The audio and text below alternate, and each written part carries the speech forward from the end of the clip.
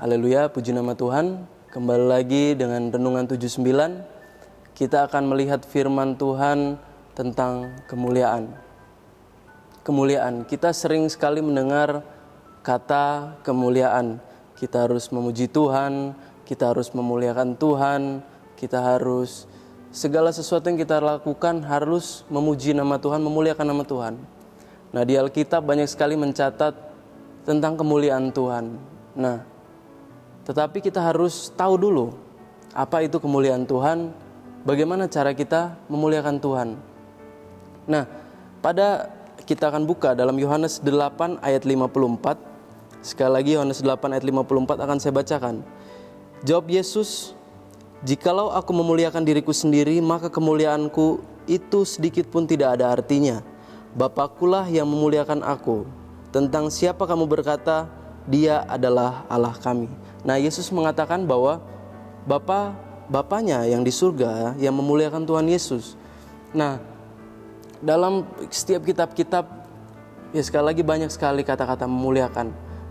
Nah, pertama kita harus ingat, manusia itu memiliki hasrat untuk menyembah sesuatu. Manusia memiliki dalam tubuh, jiwa, dan rohnya, manusia mengingini hasrat, memiliki suatu keinginan untuk menyembah sesuatu, untuk mengagung-agungkan sesuatu. Misalkan contoh sederhananya, manusia mengagung-agungkan sesuatu, misalkan anak kecil. Ketika anak kecil dibelikan mainan oleh ayahnya, maka anak kecil tersebut membangga-banggakan mainan tersebut.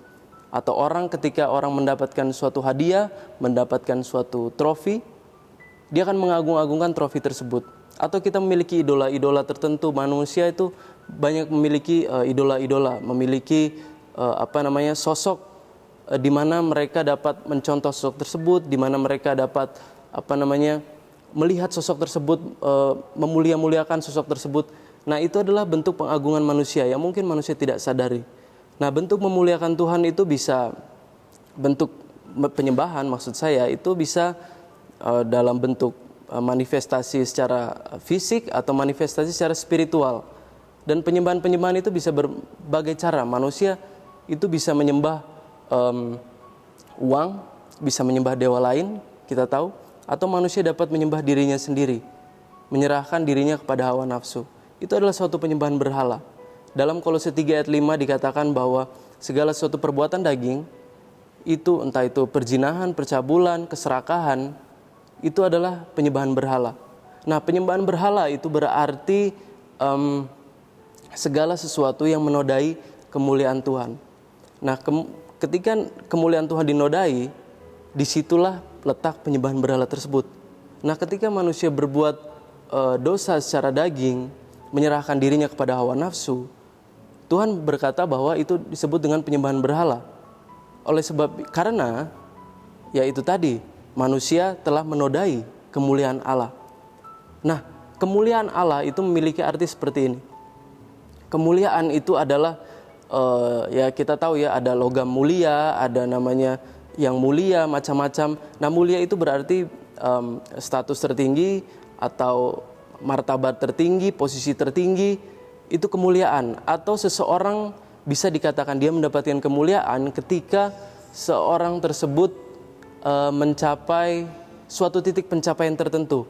Ya, misalkan saya ambil contoh tadi ya, seorang pelari, dia berlari dan dia mencapai titik garis finish, dia mendapatkan juara, dia mendapatkan penghargaan, trofi tersebut. Nah, itulah letak kemuliaannya, itulah letak penghargaannya, itulah letak penghormatannya. Tetapi penghormatan yang diberikan oleh manusia kepada sesama manusia, Alkitab berkata segala sesuatu itu fana. Karena apa? Dunia akan berakhir dan zaman ada akhirnya. Segala sesuatu yang manusia dapat, segala sesuatu yang manusia gapai, itu akan berakhir. Oleh sebab itu ketika manusia memuliakan sesuatu, tidak bersifat kekal, bersifat fana. Nah, oleh sebab itu pasti ada sesuatu kemuliaan yang abadi. Pasti ada suatu kemuliaan yang kekal sampai selama-lamanya. Nah, sekarang saya akan mulai daripada Perjanjian Lama. Nah, kita tahu kalau di Perjanjian Lama itu banyak sekali korban-korban sembelihan, korban-korban persembahan, ya kan? Nah, korban-korban persembahan itu digunakan manusia untuk mereka ada korban namanya korban penghapus dosa. Nah, manusia bangsa Israel itu setiap setahun sekali mereka mengadakan korban penghapus dosa. Mereka ingin bersekutu kembali dengan Tuhan, mereka ingin berdamai dengan Tuhan melalui korban sembelihan tersebut. Nah, tetapi dalam Alkitab dikatakan bahwa korban sembelihan itu merupakan suatu gambaran, suatu bukan ramalan ya, iya benar, gambaran ya, seperti yang Alkitab katakan. Itu adalah suatu gambaran akan korban yang akan datang, korban yang sempurna yang akan datang. Nah, kita tahu dan kita telah membaca, kita telah mendengar dari dulu sampai sekarang, korban yang sempurna itu telah diwujudkan dengan satu wujud. Dalam Alkitab banyak sekali kita melihat kasih Tuhan dari perjanjian lama, bahkan kita telah melihat kasih Tuhan yang luar biasa. Kasih Tuhan tidak pernah berubah dari dulu, sekarang, sampai selama-lamanya. Tuhan dari awal sampai akhir selalu kasih. Dan wujud nyatanya itu telah dinyatakan di perjanjian baru. Wujud nyatanya telah diwujudkan dengan wujud tubuh Tuhan Yesus Kristus. Dia adalah Tuhan yang datang ke dunia untuk mati, dibangkitkan, dan dimuliakan. Nah, kenapa Tuhan Yesus datang ke dunia? Nah, manusia itu memiliki standar kemuliaan yang sangat tinggi, standar kesempurnaan yang sangat tinggi. Nah, kalau kata sempurna berarti itu tidak boleh ada noda, ya kan? Kalau ada noda berarti sesuatu tidak lagi bisa disebut dengan sempurna. Nah, keadaan manusia pada zaman Adam dan Hawa itu mereka memiliki tubuh kemuliaan, mereka memiliki diselubungi dengan kemuliaan. Karena mereka diciptakan langsung dengan Tuhan, mereka dapat bersekutu dengan Tuhan, mereka dapat berbicara dengan Tuhan, mereka memuliakan nama Tuhan, mereka bergumul dengan Tuhan. Manusia memiliki kemuliaan pada awalnya. Tetapi manusia melakukan suatu kesalahan. Manusia menghilangkan kemuliaan tersebut sehingga Tuhan harus jauh daripadanya. Manusia melakukan dosa. Dalam Alkitab Paulus pernah mengatakan manusia telah kehilangan kemuliaan Allah karena dosa yang memisahkan kita daripada Tuhan. Karena noda kecil, manusia tidak lagi dapat disebut dengan sempurna. Manusia tidak dapat lagi disebut memiliki kemuliaan Tuhan. Karena standar Tuhan yang begitu tinggi, standar Tuhan yang tidak dapat manusia capai.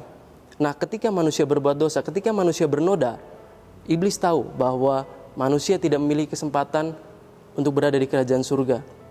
Oleh sebab itu iblis tahu pada saat itu iblis sedang menguasai manusia.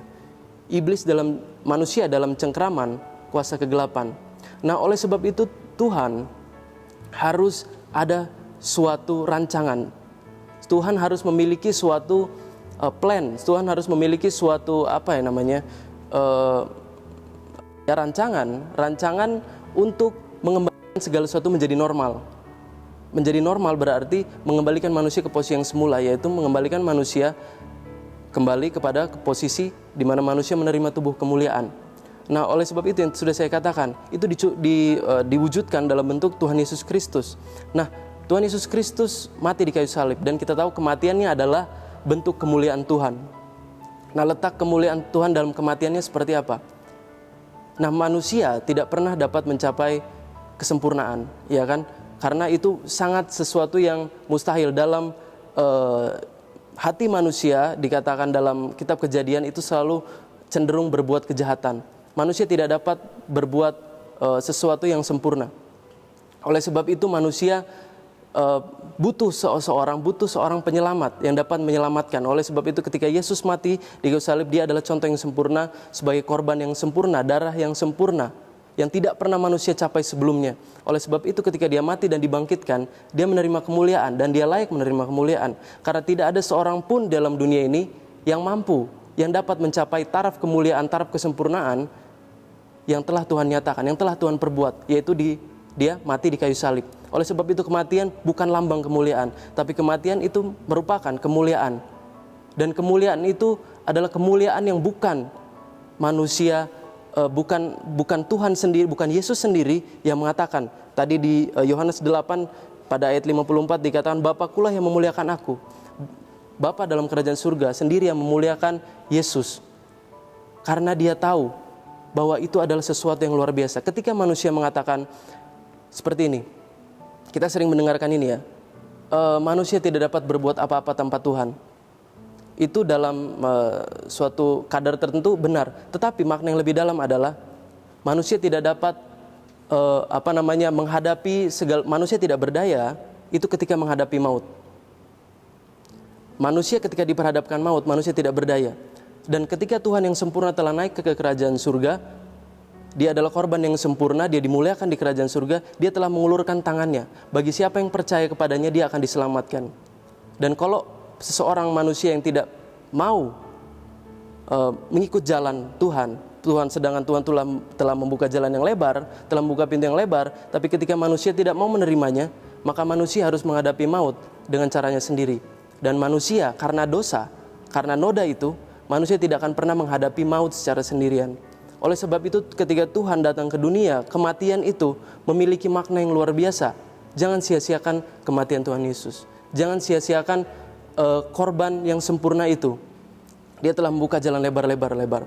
Nah, kita akan buka di Ibrani ya, pasal 13, pasal 12, pasal Ibrani 12. Nah, Tuhan telah dimuliakan di kerajaan surga. Nah, tetapi Tuhan tidak tidak mengambil kemuliaannya itu untuk dirinya sendiri. Nah, kita akan lihat ya pada ayat yang ke-28, Ibrani 12 ayat 28. Jadi, karena kita menerima kerajaan yang tidak tergoncangkan, marilah kita mengucap syukur dan beribadah kepada Allah menurut cara yang berkenan kepadanya dengan hormat dan takut. Ketika dia di kerajaan surga, ketika dia telah menerima kemuliaan, dia menyediakan tempat bagi kita di kerajaan surga. Untuk apa? Supaya kita dapat duduk bersama-sama dia untuk berkuasa di kerajaan surga, untuk memerintah di kerajaan surga. Oleh sebab itu di sini Paulus mengatakan, karena kita telah menerima kerajaan yang tidak tergoncangkan. Bumi dapat digoncangkan, bumi akan berakhir, zaman akan berakhir. Tapi kita akan menerima kerajaan yang tidak tergoncangkan. Dan oleh sebab itu marilah kita mengucap syukur dan beribadah kepada Allah. Beribadah kepada Allah karena dia yang layak dimuliakan. Manusia memiliki hasrat memuliakan sesuatu, manusia memiliki hasrat untuk beribadah kepada sesuatu, untuk menyembah sesuatu. Jangan gunakan hasrat ini untuk menyembah kepada uang, kepada hawa nafsu, menyerahkan diri kita pada hawa nafsu. Jangan gunakan itu, tapi gunakanlah hasrat untuk menyembah ini hanya tertuju pada Tuhan. Nah, salah satu bentuk memuliakan Tuhan, ini poin yang terakhir, pada Ibrani 13 ayat yang ke-15 akan saya bacakan. Ayat dari 14 ya. Sebab di sini kita tidak mempunyai tempat tinggal yang tetap, kita mencari kota yang akan datang. Sebab itu marilah kita oleh dia senantiasa mempersembahkan korban syukur kepada Allah, yaitu ucapan bibir yang memuliakan namanya. Ini adalah salah satu contoh. Ketika kita masih di dunia ini, gunakan bibir kita, gunakan mulut kita untuk memuliakan nama Tuhan. Karena hanya dialah yang layak menerima kemuliaan. Bibir berkata tentang bahasa. Mungkin bahasa kita tidak sama. Bahasa orang bisa berbeda-beda. Bahasa saya mungkin tidak bisa dimengerti oleh orang lain. Bahasa orang lain mungkin tidak bisa saya mengerti. Tetapi yang terpenting adalah kita memuliakan nama Tuhan. Bermacam-macam bahasa di dunia ini. Muliakan nama Tuhan dengan segenap hati kita. Muliakan Tuhan dengan tubuh kita. Karena dia yang layak menerima puji-pujian. Puji nama Tuhan. Kita akan berdoa, kita telah mengakhiri firman Tuhan. Dalam nama Tuhan Yesus, Tuhan terima kasih kami telah mengakhiri renungan firman Tuhan pada hari ini. Kiranya renungan firman pada hari ini bisa menjadi pengingat bagi kami untuk kami dapat selalu mengarahkan mata kami tertuju kepadamu, mengarahkan mata kami kepada kemuliaan Tuhan. Ya Tuhan, pertambahkan iman kami supaya kami dapat mengerti bahwa kematian-Mu mengandung makna yang luar biasa, makna kemuliaan yang luar biasa. Ya Tuhan, selamatkanlah kami, ampunilah kami Tuhan. Jika kami telah berbuat dosa, Engkau ampuni kesalahan kami. Terpujilah nama-Mu Tuhan, kami tutup doa pada hari ini dalam nama Tuhan Yesus Kristus. Haleluya. Amin.